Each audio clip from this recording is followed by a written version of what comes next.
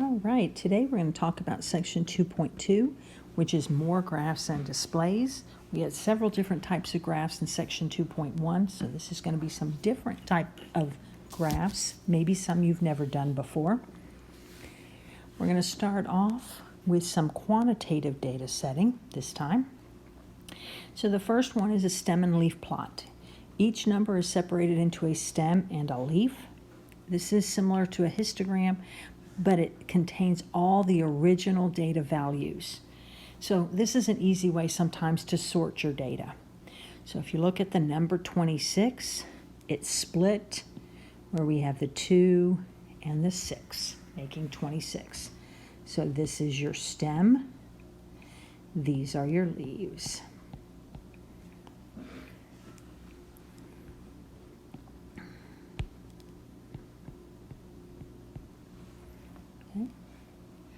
So, example 1, the data set below lists the numbers of text messages sent in one day by 50 cell phone users. Display the first 25 pieces of data in a stem and leaf plot and describe any patterns. So we're not going to display all of them in this case. We only are going to describe the first 25. So 5, 10, 15, 20, 25. So that'll be the first 25 pieces of data. Okay. So I have stems that are going to start at 1 and go all the way down until I hit all of my data. So this would be like 10, 20, 30. So my highest point in this case looks to be, there's 122. So my highest looks to be 122. My lowest piece of data looks to be 19. So again, 1, I have to go all the way down to 12. Okay. You'll also see where there's a key that we need to display. And the key is best if you pick like a digit that's higher than just the single digit. So 10/2 is going to equal 102. 10 being the stem, 2 being the leaf. So we're going to go through our data. One thing that we do have to make sure is that we put this in order, because remember, we want to be able to display it where it's easy to read and sort the data. So we want to sort it from least to greatest. Right? So I've seen people do a regular stem and leaf without it sorted and then go back and sort it if that makes it easier to read. Whatever you need to do. If you want to list them in order first, that would put the first pieces would be a 19, then a 28, then 41, 48, 49, 52, 56, 58, 66, 67, 69, 72, 76, 76, 76, there's 3 76s, and then 78. There are 2 80s. There's an 86, an 88, an 89, a 99, 102, 115, and 122. So this is your data sorted. Like I said, I've also seen people just go through and list it on a raw stem and leaf plot and then go back and sort it. So that's up to you. If you were to list it on a raw one, then 76 would be your first raw number. 49 would be your second raw number. But when you get down here to 41, you would put 41, and now my graph is not in order. That's fine if you want to do it, but then you'd have to go back and redo it so that you put the 1 first and then the 4. So it does need to be in order. Personally, I find it just as easy to put the data in order here, but that's a personal preference. Does not matter, because now my stem and leaf is going to go very quickly. So my first number in order is going to be 19, so that would be the 1 and then the 9. My next piece of data is 28, so that would be the 2 and then the 8. I have no 30s, and that's fine. So now if we go to the 40s, I have 41, 48, and 49. Also be sure to leave some space in between these so that it doesn't run together. I have 3 50s, 52, 56, and 58. I have 3 60s, 66, 67, and 69. I have 5 7s, 72, 76, 76, 76, and 78. You do have to do the 6s 3 times to show that there were 3 pieces of data. Remember, this is a display that you can easily go back and see what it looks like. So we're all talking about how to look at the data. Then we have 80 twice, so 80, 80. And then we have 86, 88, 89. We only have 190, which is 99, 102, so that it would be 10, 2, same as we described right here. Then we would have 115, which is 11 and 5, and 122, which is 12, 2. You can also count these up, and again, make sure that the sum is equal to 25, because we were supposed to be doing 25 pieces of data. So simply adding them up, 1, 2, 3, 4, 5, 6, 7, 8, 9, 10, 11, 12, 13, 14, 15, 16, 17, 18, 19, 20, 21, 22, 23, 24, 25. Yes, indeed. I'm counting the blue to get to 25. I realized that you couldn't see my pen as I'm using my pen across it. All right. So what can you tell from the data? Describe the data. So again, what is it that you want to, how do you want to describe it? You might want to say that no person used any cent in the 30s. You might want to say that the least data point was 19. So the least texts spent was 19. You might want to say the most texts spent, not spent, but sent was 122. You might want to say the people in these 2 categories. So you might want to say something like most people send between 70 and 90 text messages. Again, that's up to you to sort of describe what you see. Okay. All right, next way to do to display some data is to look at your data plot. And basically that says that we're going to look at the data on a number line rather than vertically, like a stem and leaf is sort of vertically. This is going to do a horizontal look at it. And so in this case, there were 2 25s, which is why there are 2 dots over 25. And literally, it's a dot plot. You're going to go through and put dots on every number. All right. So my next example says to use a dot plot to organize the text message data above, but use only numbers between 30 and 50.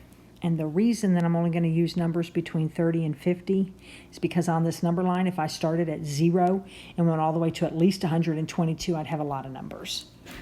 So I'm just going to start at 30, 31, 32, 33, 34, 35, 36, 37, 38, 39, 40. You could also put a hash mark and not a name if you need to. So that would be 42, 44, 46, 48, 50. So if you want to do yours all by twos, I would recommend doing 30, 32, 34. Just leave a hash mark for the odd numbers. If that bothers you greatly, then of course you can just fill in all the others. So it'd be 41, 43, 45, 47, 49. Again, the idea is that you can see the data, so however best you can see it is what we need to look at. All right. And so I've already done this, so I'm just going to go through and just put the answers.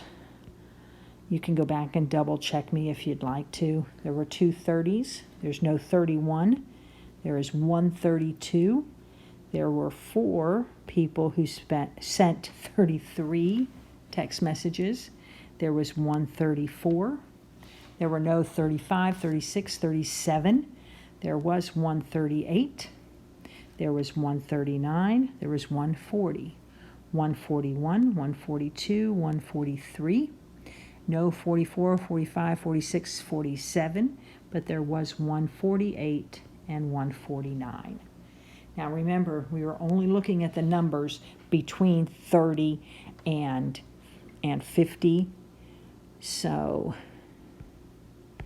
if I highlight those numbers, then 30 to 50, that would be this one, and this one, and this one, this one, this one. So these are where I got my numbers from. Uh-oh, no 20s. Sorry about that. It's 30s to 50s.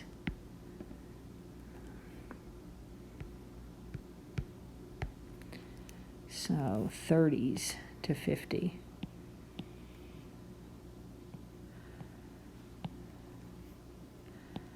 So this is where I got my numbers from. And so you can take a look at what they are as we went through them.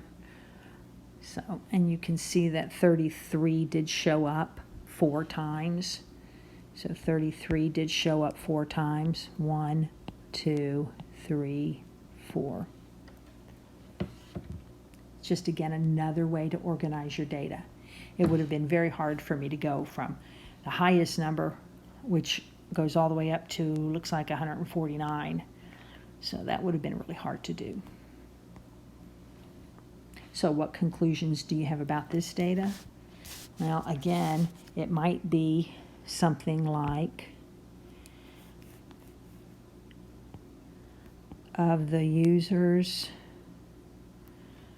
who sent between 30 and 50 text messages,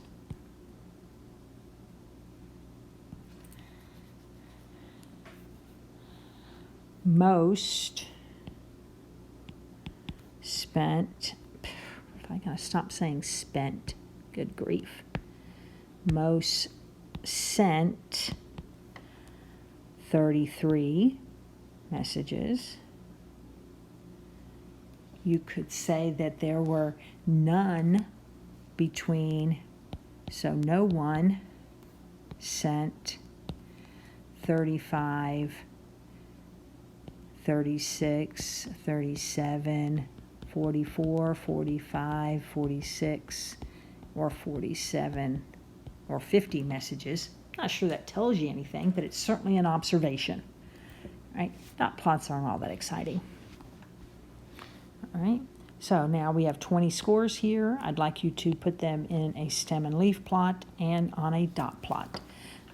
Use all 20 scores. And then the very last thing, of course, what conclusions can you draw? Make sure you're answering that question. All right.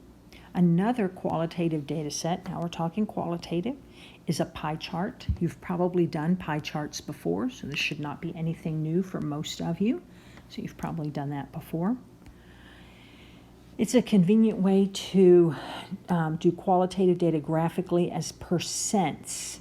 So now we're going to be looking at percents of a whole. The circle is divided into sectors that represent categories, and the area of each sector is proportional to the category. Okay. So a couple of things then as we go through this, we're looking at percents. So that's very important. Also, in case you don't know, because it may come in handy later on, if you go all the way around this circle one time, your circle, remember, is 360 degrees. So sometimes they talk about things in terms of degrees, not in terms of percent. So just make sure you're very careful when you're talking about this, because that's going to help you set up your pie chart when you know about the 360 degrees. All right, so the example says the number of degrees earned in thousands in 2014 is shown in the table. Use a pie chart to organize your data. All right, before I'm going to do that, I'm going to need some additional information.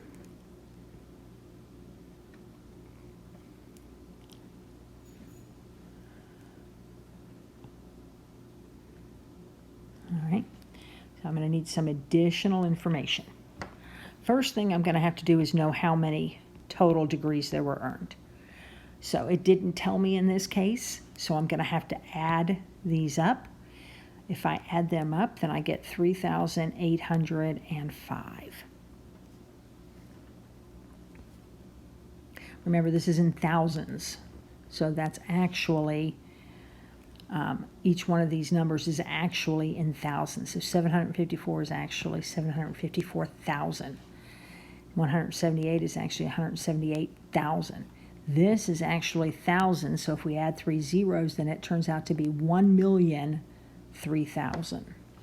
And the last one is 1,870,000. Okay, that's what that means to be in thousands.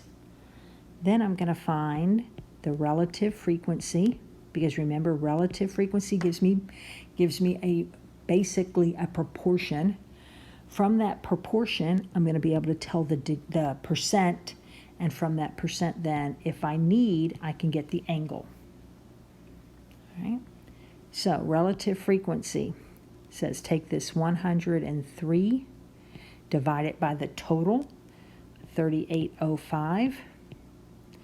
If I do that, I end up with 0.264. which is 26.4%. Remember, you're moving the decimal point 2 places to the right, so 26.4%. The angle measure says take the 264, so 0.264, and multiply it by 360, because there's 360 degrees in a circle. If I do that, I end up with 95 degrees. 264 times 360. Okay. For the next one, we'll do the same thing. 1870 divided by the 3,805. Divide that again using your calculator, and we get 0.491 roughly, which is 49.1%. And if I take the 0.491 and I multiply it by the 360, I end up with 177 degrees, approximately. These are all approximate. Okay. If I do the next grouping, I have 754 divided by 3,805, which is equal to 0.198, or 19.8%. And 0.198 times 360 is roughly 71 degrees. And then the last one, 178 over 3,805 is 0.047, or 4.7%, and 17 degrees when you multiply that out. So a couple of ways you can check your math now, because we want to make sure that we're correct. If I take and I sum my percents, that should equal 1. Either 1 if you're doing the numbers, or 100% if you're looking at it as a percent. So in other words, 0.264, 0.491, 0.198, and 0.047 better equal 1.00, if you want to make it 000 actually. As a percent, that's 100%, so you can check yourself there. Angles then would be to make sure that the angles, when you sum up the angles, that they equal 360 degrees. So 95 plus 177 plus 71 plus 17, add those up, and they should equal 360 degrees. If they don't, then you did the math wrong somewhere along the line. All right.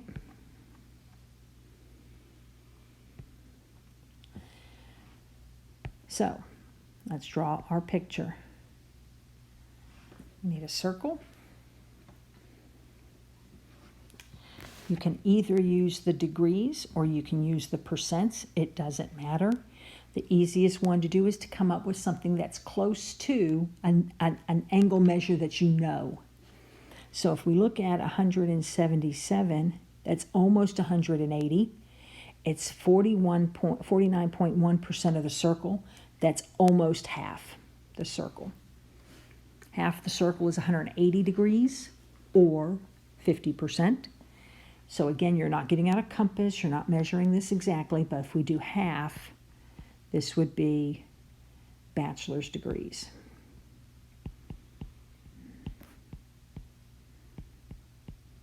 Okay, that's the easiest place to start.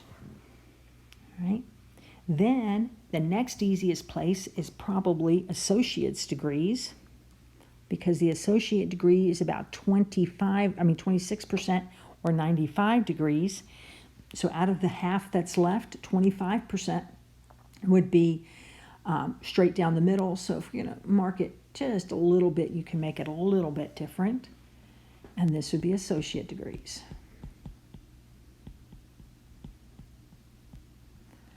And then the last two are master's and doctorate's degrees. Well, doctorate's degrees are going to be the smallest. That's only 4%. Master's degrees would be more, 18%, 19.8%. So this one is going to be master's. And then this one would be doctorals.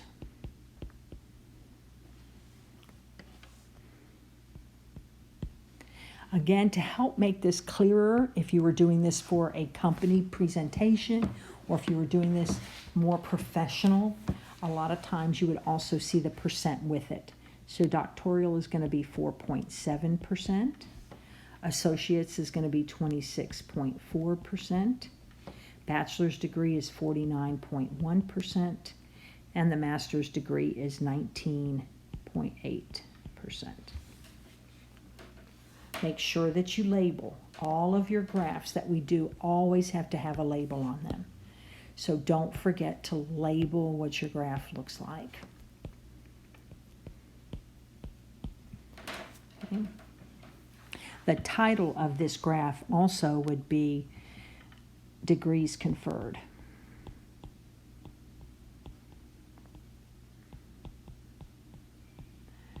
And it should actually say in 2014. So just be sure that you are labeling your graphs. So what kind of conclusions you can make? Probably the easiest one to make is that half of all conferred degrees in 2014 were bachelor's degrees.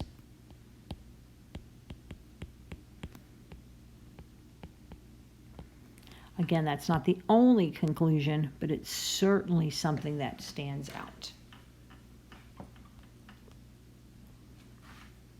Okay. All right, you're going to do something similar, talking about high school associates, bachelor's, master's, and doctoral. Now there's 5 in this category, so you'll need to have 5 to go forward to draw your pie chart. And likewise, make sure that you include the relative frequency, the percents, and the angle. All right, and conclusions. All right. Now, remember we talked about when we were talking about histogram, a histogram says the boxes have to touch. If they don't touch, it's called a Pareto chart. And that's the difference. Also, it says that the bars are positioned in order of decreasing height, with the tallest bar positioned in the left. It can also be a vertical graph. So oftentimes you'll see something like this, where the largest, then the next, then the next. And the vertical bars go vertically rather than horizontally. Okay. That's a Pareto chart, so I'm sure you've seen them as well. All right. So it says construct a Pareto chart using the following data. There are a number of deaths in the United States, accidents, cancer, chronic respiratory disease, heart disease, or stroke. All right, so if we're going to draw this one, okay, here we'll have heart disease.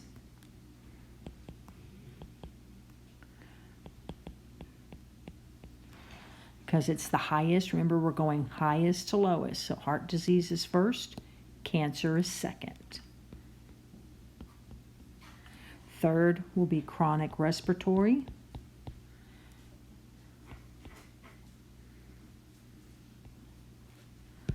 Chronic respiratory disease. The next one would be accidents. And the last one would be stroke. Okay.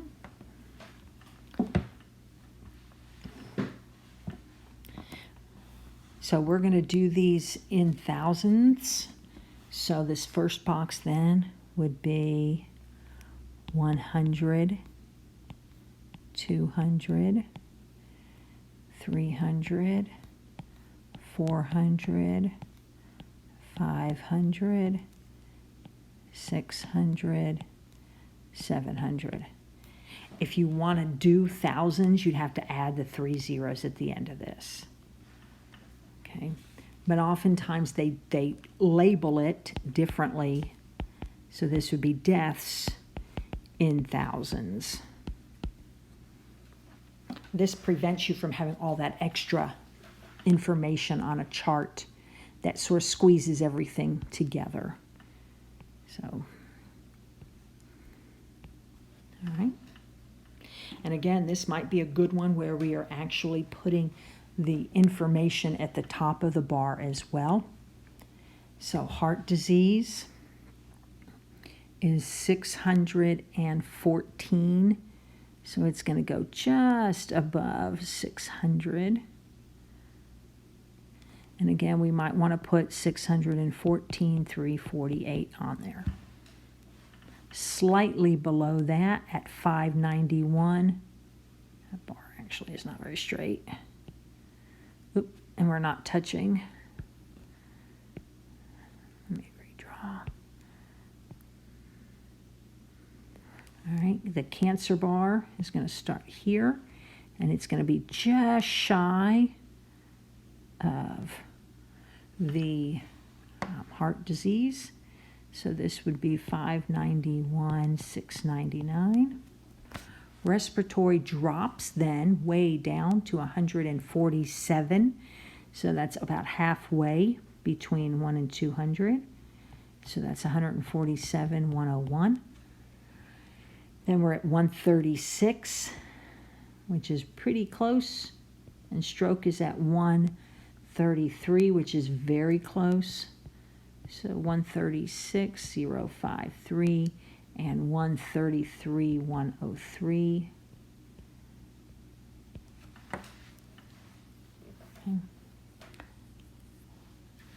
So the conclusion may be in this case that heart disease and cancer make up the bulk of the deaths. We could say that chronic accidents and stroke make up the least number of deaths. So heart disease and cancer make up the majority of deaths in 2014 in the U.S. Right. Leading cause of death would go here as your title. Right. You can also put down here if you want, you can put type of death.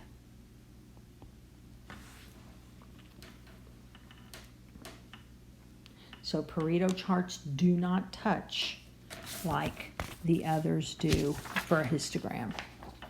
All right, there'll be one for you to try on your own. And that'll take us to scatter plots or paired data. That's a scatter plot where literally you're dotting points across the X and the Y axis. So there has to be a pair of data points. In other words, you have to have an X, comma, Y. You have to have two data points. All right.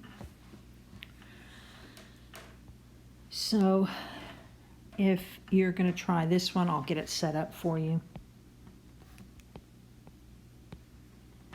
All right. The years employed will be at the bottom.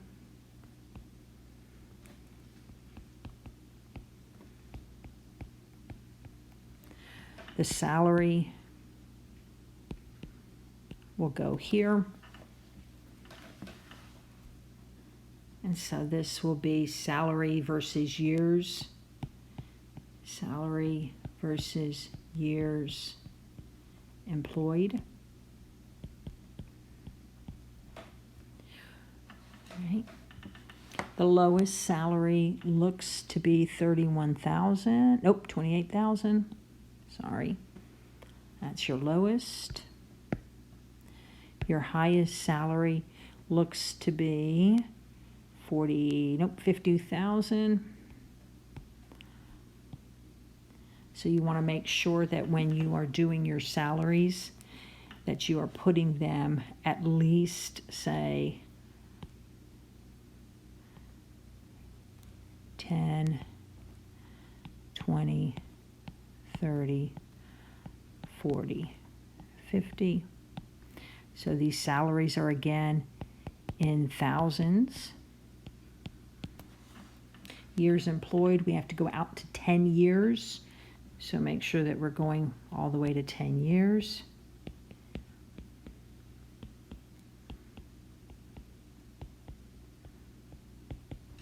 And then literally you're going to plot the dot. So 5 years, 36,000. 5 years, 36,000 is right about there. 4 years, 36,500 is going to be just slightly ahead of it. And then you can complete the rest of it. And trends, describe your patterns, describe any trends. What do we see in that data?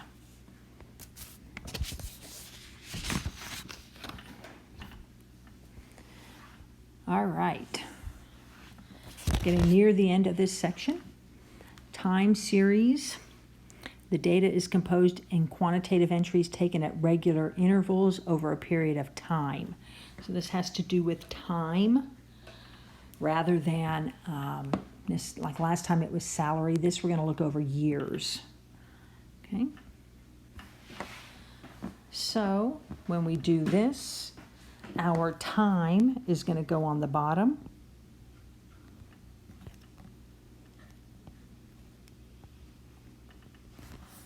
So when we're talking about time, in this case, our data shows the year, and it shows motor vehicle thefts in millions this time, and burglaries in millions. So our directions say to construct a time series chart for the number of motor vehicle thefts. So we're going to do motor vehicle thefts. The smallest year for motor vehicle thefts was in 2014. The highest year was 2005 with 1.24. Okay. So as I start setting up my chart, I'm going to actually go as high on both so that we can graph both on the same graph, because sometimes that's interesting to see as well. So my highest burglary was 2.23. So I'm actually going to start down here at 0.25, 0.50, 0.75, 1, 0.0, 1.25, 1.50, 1.75, 2.0, and 2.25. Okay. So I'm going to be doing motor vehicle thefts. So across here is going to be, actually, you know what we're going to put across here? Is just thefts.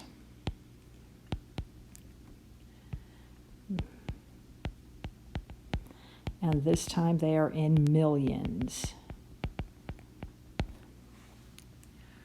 Across the bottom, we're going to put our years. So we're going to start at 2005, 2006, 7, 8, 9, 10, 11, 12, 13, 14, and 15. Okay. And it says, for my piece, I'm going to do motor vehicles. So in 2005, we were at 1.24. 2005, we were at 1.24, so almost right there. In 2006, we were at 1.2, so they did go down a little bit. In 2007, we were at 1.1. 2008, we were at 0.96. 2009, we were at 0.8. 2010, we were at 0.74. So right below 0.75. 2011 and 2012 were both very close to 0.75 at 0.72. Then we dropped down just a little bit to 0.70 in 2013. In 2014, you're really not going to see any difference because it's 0.69. And in 2015, you're really not going to see much difference because it is also very close. And so we're just going to draw our picture, connect the dots. You can see where it sort of flattens out. Maybe increases a little bit here and decreases a little bit there, but not by much. However, the trend could be that motor vehicles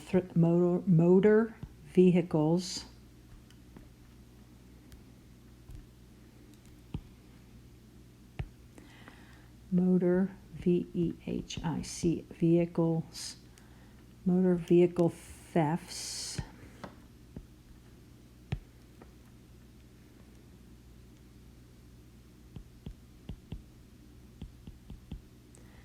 decreased between 2005 and 2015. We could also say that motor vehicle thefts have basically leveled out, so they show no real increase or decrease from, and I would probably say 2011 to 2015. Again, lots of different things that you can draw conclusions on.